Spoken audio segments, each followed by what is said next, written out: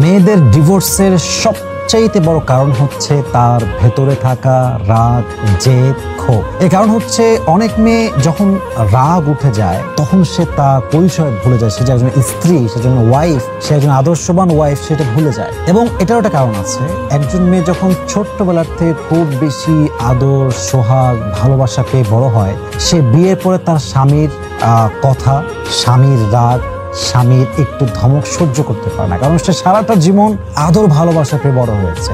যখন যা চেয়েছে তাই পেয়েছে, আব্বা তাই তাকে দিয়েছে। এখন যখন বিয়ের পর সে দেখে তার স্বামী তাকে কন্ট্রোল করছে, কথায় কথা ধমক দিচ্ছে, অনেক জিনিস সে চাচ্ছে বাট পাচ্ছে না, তখন তার মাথা আর কাজ করে না, তখন তার পেশেন্স লেভেলটা খুব লো হয়ে যায়, তখন তার ধৈর্য আর কোলায় না, তখন সে যা তা বিহেভ করে ফেলে। এবং পুরুষদের নিয়ম হচ্ছে, পুরুষ যতই বেকার হোক অথবা যতই ধনী হোক অথবা মিডল ক্লাস হোক না কেন, কোনো পুরুষ তার স্ত্রীর মুখের থেকে বাজে কথা, বাজে ব্যবহার এবং সস্তা ব্যবহার সহ্য করতে পারে না। এবং যখন স্ত্রী এতটাই খারাপ হয় যে তার রুডলি বিহেভ চলতেই থাকে, একটা লেভেলে গিয়ে সম্পর্কটা ডিভোর্সের পর্যায়ে গড়িয়ে যায়। যেন বোনেরা আমার, প্লিজ কন্ট্রোল ইউর অ্যাঙ্গার, রাগকে কমান, জেদ কমান, ইনশাল্লাহ আপনার পরিবার অনেক বেশি সুখী হবে।